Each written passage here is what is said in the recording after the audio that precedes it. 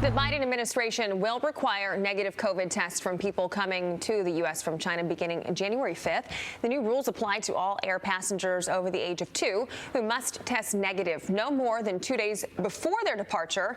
This applies to people of all nationalities and vaccination status, as well as travelers who enter the U.S. only for a connecting flight.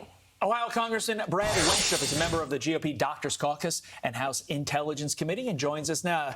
Congressman, great to have you here. We'll have you put your congressman hat on in a second, but first the doctor's hat, if you will. How worried are you about China's complete lockdown followed by complete rollback and how that's going to impact us, our health here in the U.S.?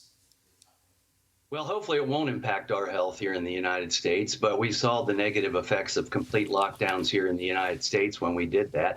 And we saw that so many people were affected in other ways because they weren't getting their medical care, et cetera. So I'm curious how that's going to play out in China. Hopefully they won't be spreading it to other parts of the world like it likely happened and seemingly did happen when COVID first began. So hopefully it won't be affecting the United States, but we've got to move in better directions. Dr. Fauci is about to retire, but that doesn't mean that we aren't finished asking him a lot of questions as a member of Congress sitting on the Intelligence Committee.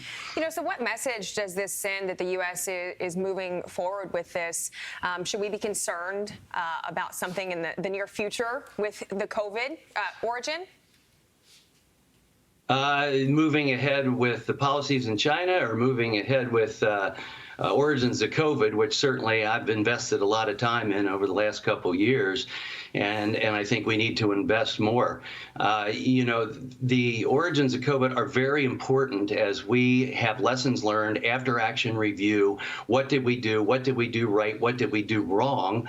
What are the effectiveness of the vaccines that have been developed? What's the effectiveness of natural immunity? None of this has really been addressed in the way that it should be from a scientific standpoint.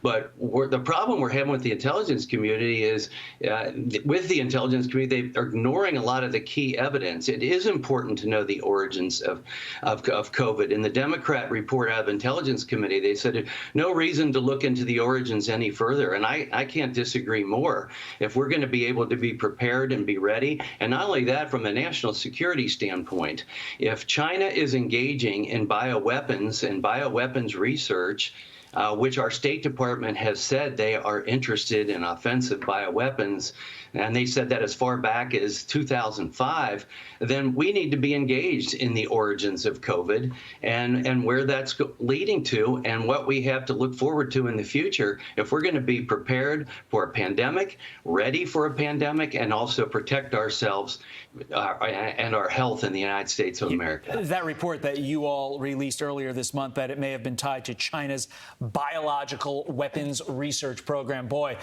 that seems to me something that you guys are going to lead off with when you take off on January 3rd, because it's something that Ashley, everybody should want an answer to, because it is frightening. Meantime, a majority of Americans think our country's influence in the world is getting weaker under the Biden administration, 47%, in fact.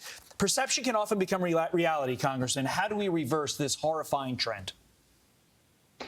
We have to show true leadership and trustworthy leadership in America, and for the rest of the world to see this.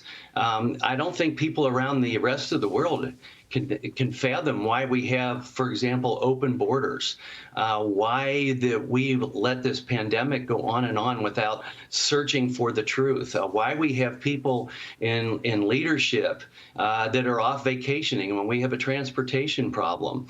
We have to have active, energetic, honest, trustworthy people at the helm for the rest of the world to see, and we have to be strong. There's no problem in seeking, for example, the origins of COVID. And if that's egg on China's face, then so be it.